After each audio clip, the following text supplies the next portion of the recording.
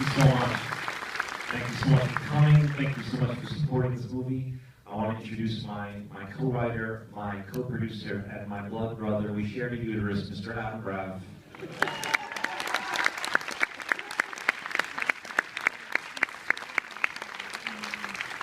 And because it's LA, and I love you so much because it's my hometown, I also brought another special friend, Mr. Donald Faison. Right. Oh shit!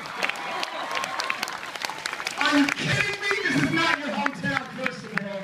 It's from the Garden State. We all saw that movie too. I just lived here and made a love story to LA. I think I can say I live here. Is this our fight? Is this our fight? Is this our first fight? I don't want to fight. I didn't want to see this. Hi, everyone. Thank you so much for coming and for supporting the movie. We are here to answer any questions you had. Donald is going to be like Oprah and run around with the mic. Oprah doesn't do that. Donahue. For those of you old enough to remember Donahue would run around with the mic. I could do Oprah though. I preferred if you were Black Donahue. Okay.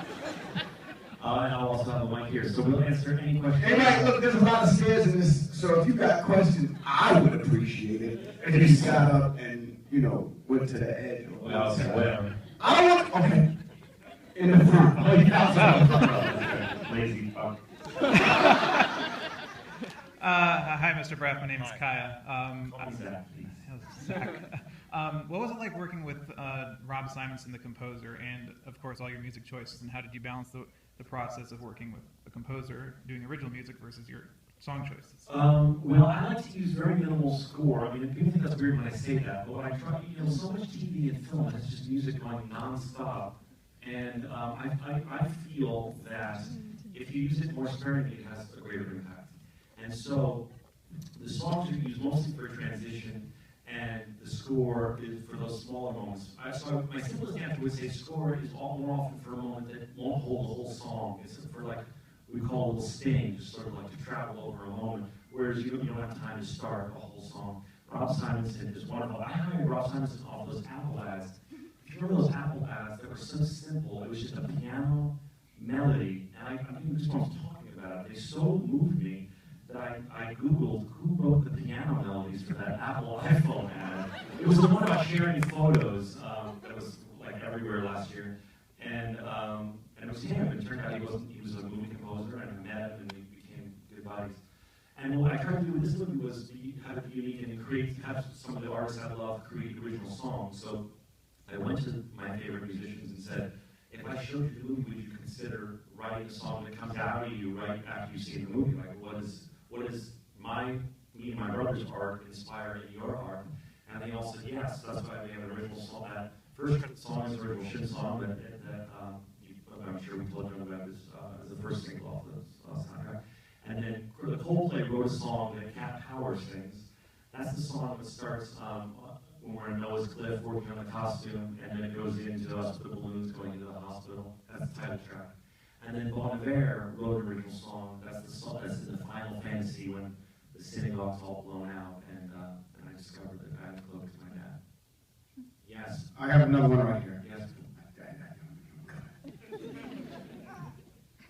Hi, Zach. Thanks so much for the movie. It was fantastic. And as a fellow Jersey person, you're on stage, it was awesome too. Thank you. I heard, I can't remember if it was Jonah Hill or somebody, one of the big stars, somebody on Howard Stern recently, I don't know if you heard Seth Rogen. That's it. Seth Rogen was saying how he thought this was a bad way to finance a movie, blah, blah, blah. Have you had any flack from the industry in general? Has anybody given you? It's funny that, the flack that I did get when you guys made it fun in 48 hours was mostly thanks to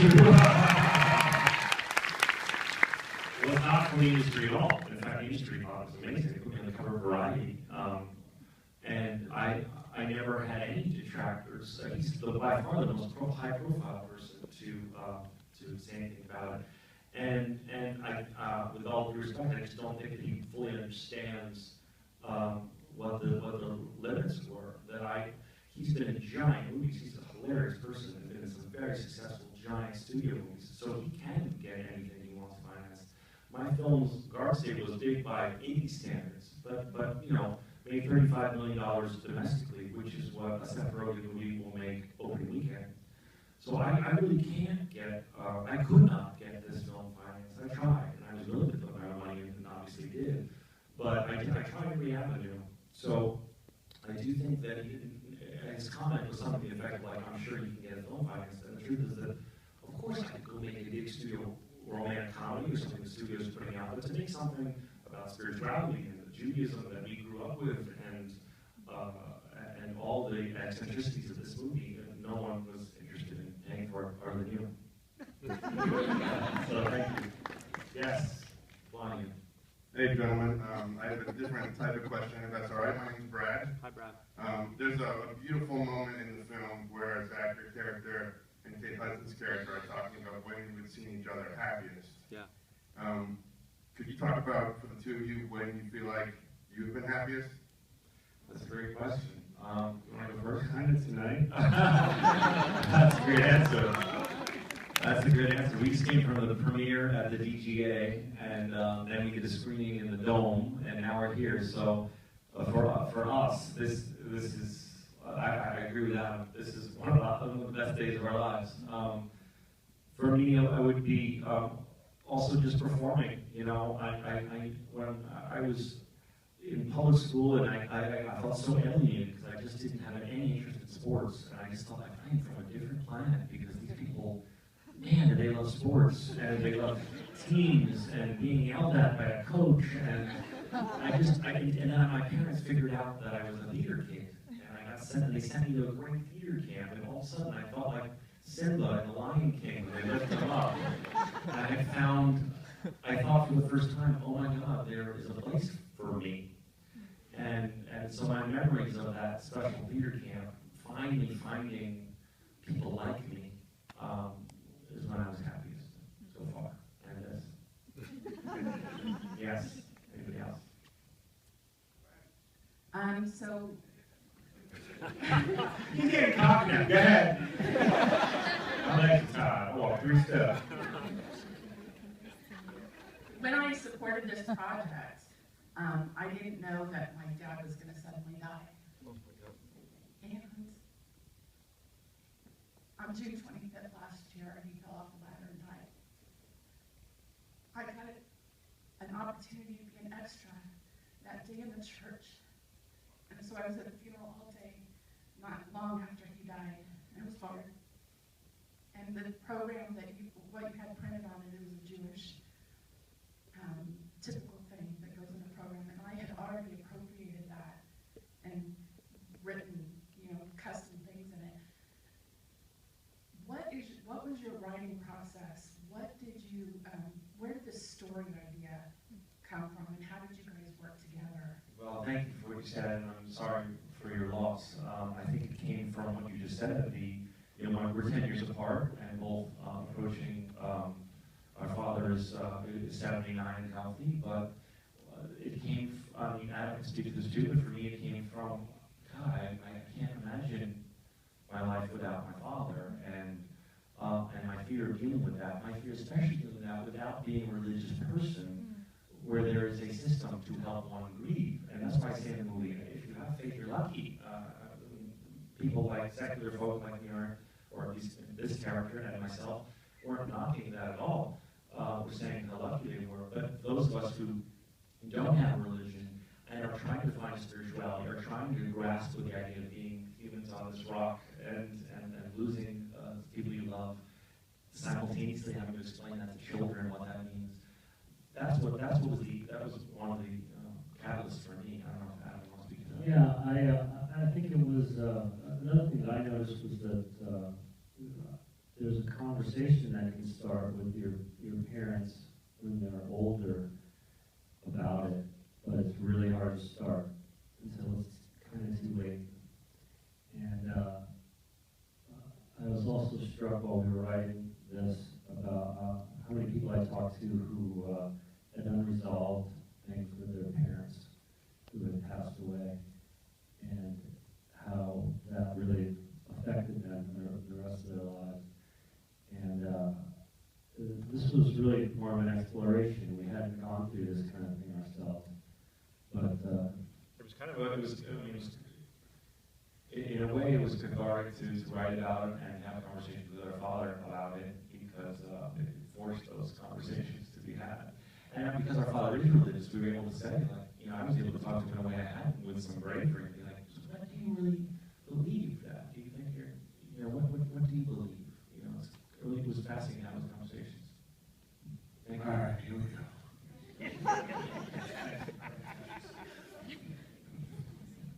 Hey, oh goodness, 2 questions. One, can we see your boobs? My boobs are kind of tight right now, but just imagine their gloriousness. Second thing, I love that Donald thought that was funnier than any of you. That's why I love him. Yes, second question. second, I think, or we saw back in December, we got to come to like a special viewing, and you changed the intro from like a poem to Yeah, it started with ending wall, a poem that Joey says on the diving board. That's how you used to open. Yeah. What was like the decision making behind that? I changed a couple of things. You know, I didn't even change things post Sundance. You're constantly it's an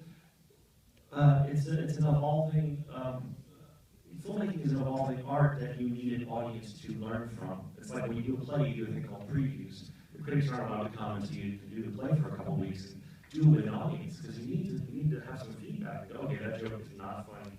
We need to stop trying to make that joke funny. Or the other high class problem, like, wow, at Sundance, that joke is getting such a big laugh that they're not hearing the next 2 jokes. So, and also when you sit with a film, any audience, you go, you know what, I just feel inherently there's a lull here. I need to trim a little time here. With the case with the poem, I think it was a little too esoteric to start the movie. I was already throwing a random fantasy with a space knight and a robot and a little boy and an iPad. I think I was blasting the audience with a fire hose of too much information, then coupling in the Robert Frost poem.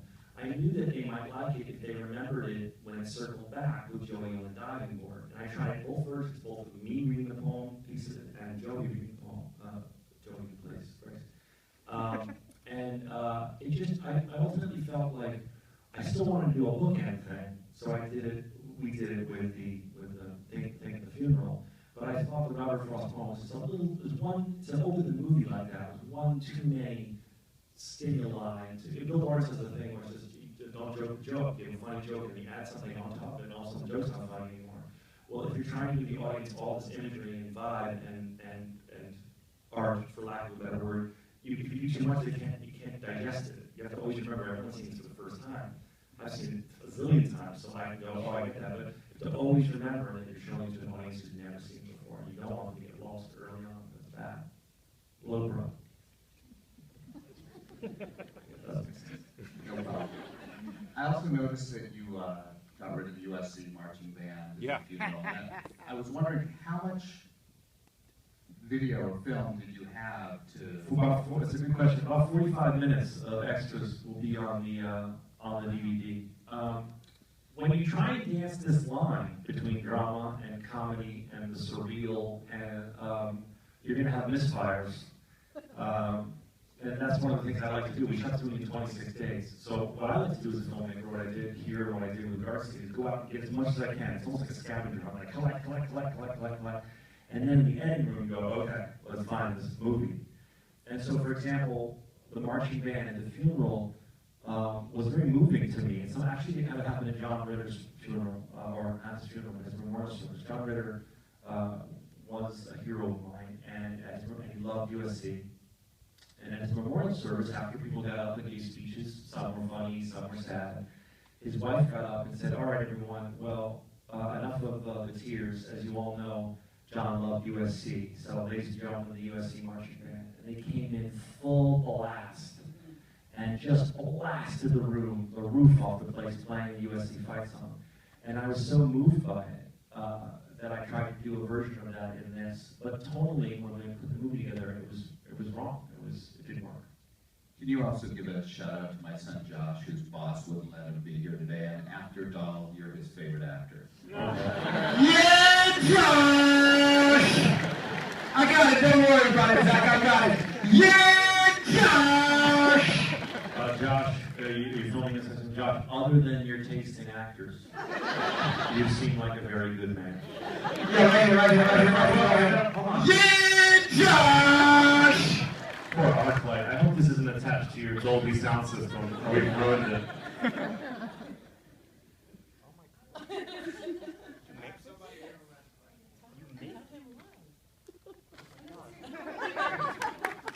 Well, let me explain. Funko Pop is something I'm gonna. Oh, you work for Funko? Oh my God, there's so much happening here. Thank you so much. You're so sweet. Funko Pop makes these little figures for like movies. They don't make them for Scrubs, or at least they haven't made them for Scrubs yet. But they make them for like Game of Thrones and all these cool things. And I'm such a Game of Thrones dork that I'm buying their little figures. And this lovely lady who works there made me a JD Funko Pop. Maybe one day they'll be for sale for real, but this one's mine. That's very sweet. Okay. Wait, what? No. They ran out of brown. There's one. I only have peach over there.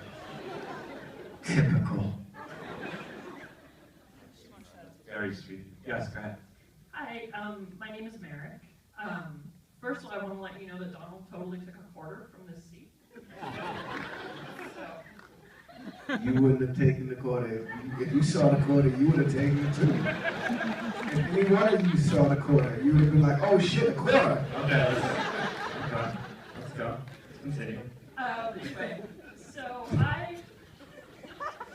it was awesome. The movie or Donald taking the quarter? Both. Okay, good. I introduced myself to you in the wrong order as an actor. I saw Garden State, and then I could be totally wrong, but I swear I read an interview with you where you said that you were more in real life like you were in Scrubs. Is that at all true? I probably answer that question differently depending on the day.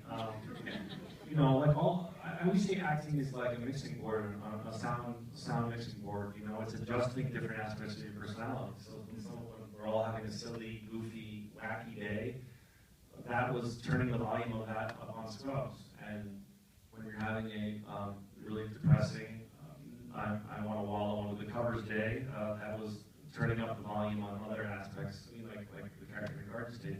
So I think, you know, like all human beings, we all have that inside us, and I would probably answer who I'm most like, different depending on what kind of day I'm having. So, is your character in this movie an accurate portrayal of how you are on some days? Yes, definitely. It's definitely the most honest, accurate portrayal of how I feel and what I'm thinking about and questioning, and the kind of father my brother is, and the kind of father I want to be. You don't get to ask 3 questions, you're not. Just kidding, but thank you very much. This young lady here, Blum. Okay. Okay, well, I have 2 quick questions. I won't go to 3. First, can I get a little selfie?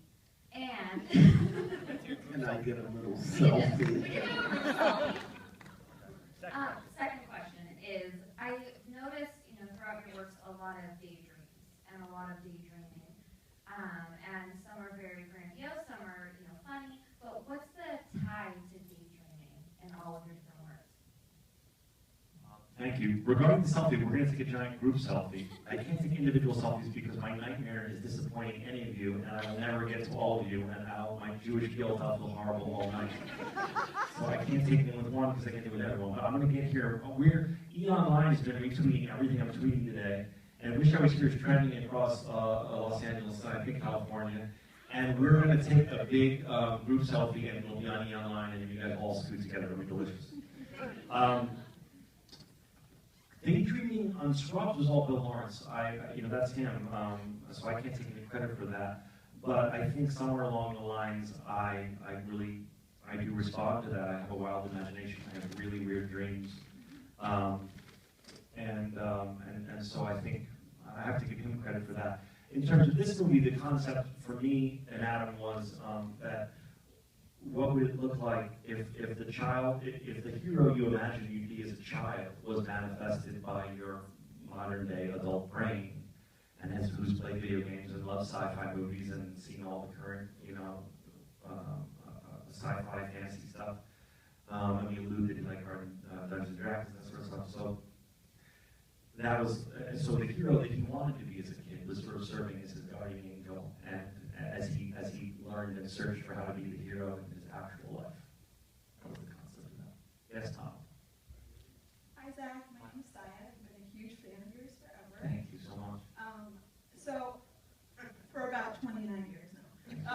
So I read that Wish I Was Here was a follow-up to Garden State. I was wondering if there was going to be a follow-up to Wish I Was Here. Well, I don't want to say that. It's not my goal to sort of do like, to wait another 10 years. So if you like this, there'll be more. But all I'll say is not necessarily a follow-up, just like this isn't a follow-up to Garden State. It's just, I was trying to explain the Kickstarter thing in so many words. What we all feel is that we all have our favorite filmmakers, and I imagine since we have overlapping tastes, they're some of the same people.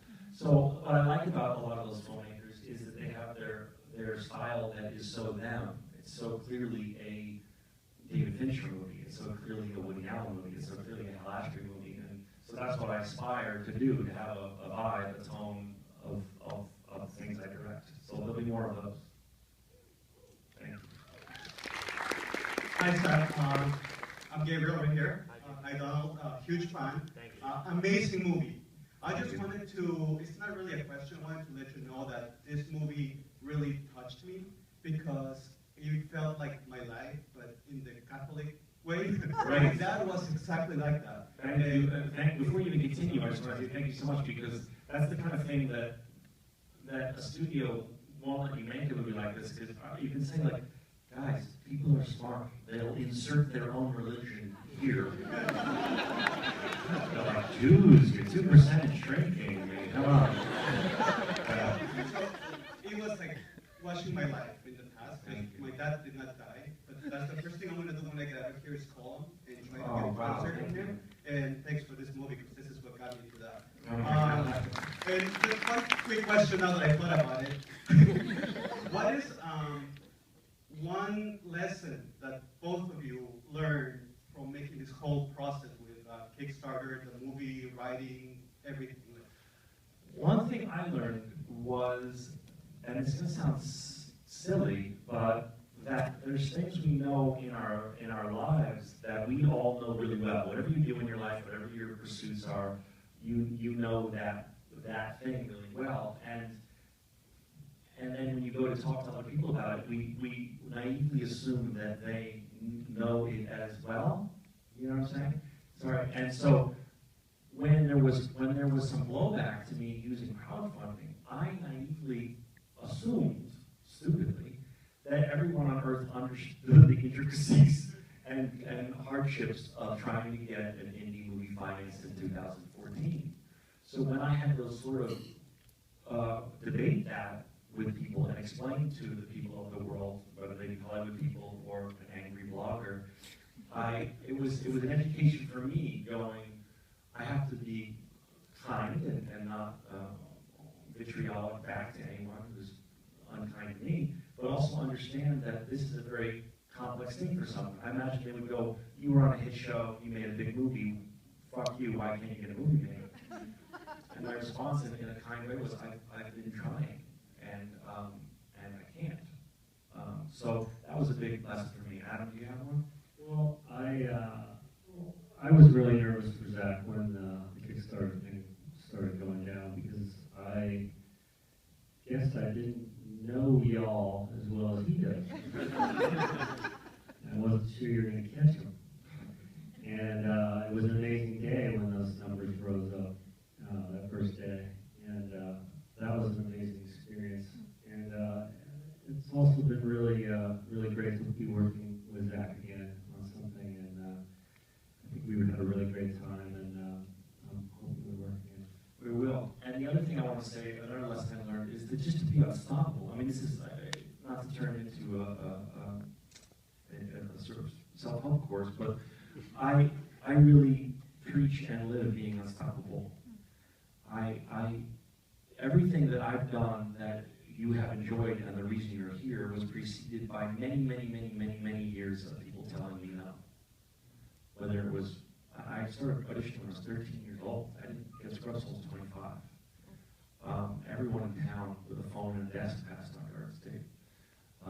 Everyone in town with a phone and a desk passed on this. So I try and live my life like that. Like no is just a comma on the way to yes. This is the last question right here, guys. I'm Sorry, sorry. we're going to do a giant group selfie. This better be a good question. There's a lot of pressure on you. No, come on, it's a lot of pressure. So a lot of us are waiting for Dr. Acula to release, so I don't know when that's happening.